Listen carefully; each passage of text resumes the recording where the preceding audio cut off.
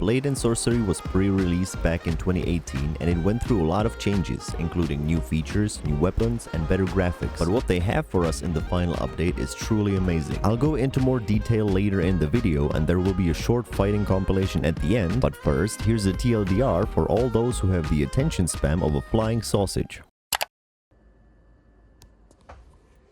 And of course, for those who are not interested in the details. Jeez, this guy, right?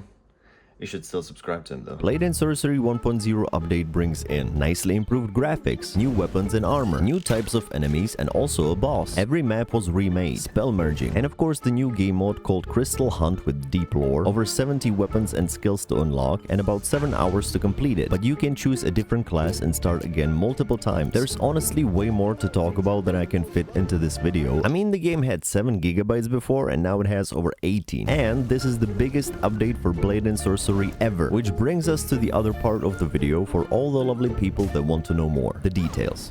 I was honestly super amazed when I entered the game. Everything looks much cleaner, the game even seems to be more stable after the update, and the Crystal Hunt mode is very fun and very well made, which you start off by choosing what class you'd like to play as, then you just customize your character and into the tutorial we go. If you want to skip it, make sure to click this option when choosing your class, and if you'd like to change your class, you need to create a new character.